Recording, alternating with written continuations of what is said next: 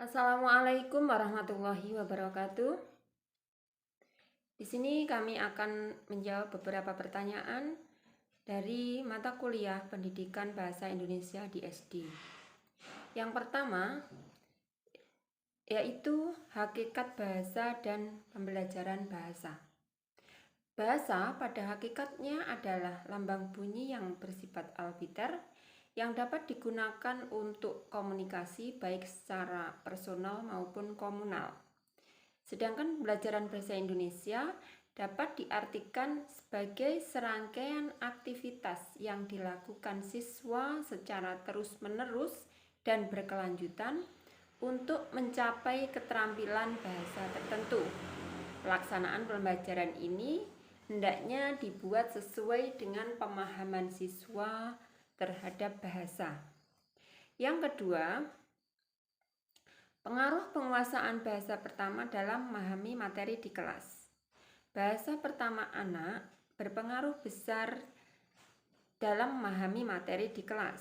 Bahasa pertama ibarat bahan material yang disiapkan untuk membangun sebuah bangunan gedung, di mana semakin bagus bahan bangunan yang disediakan, maka akan semakin mudah pelaksanaan pembangunan gedung dilakukan.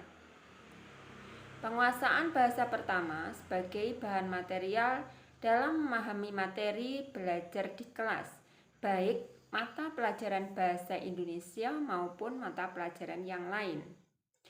Sementara belajar adalah sebuah proses penambahan bagian demi bagian informasi terhadap apa yang telah anak-anak kuasai sebelumnya. Pertanyaan yang ketiga, tantangan guru dalam menerapkan metode pembelajaran bahasa yang mudah diikuti oleh siswa. Tantangan guru di sini adalah kemampuan berbahasa siswa yang beragam. Keragaman kemampuan ini memaksa guru tidak bisa menerapkan satu kegiatan saja di dalam pembelajaran. Namun, bisa jadi guru melakukan beberapa kegiatan, yaitu misalnya menyimak, berbicara, membaca, dan menulis dalam satu kegiatan pembelajaran. Pertanyaan yang keempat, hal-hal baru yang ditemukan di dalam modul 1, 2, dan 3.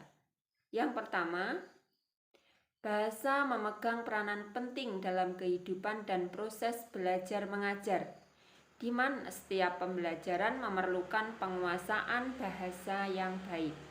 Yang kedua, guru bukan penguasa tunggal dalam pembelajaran di kelas.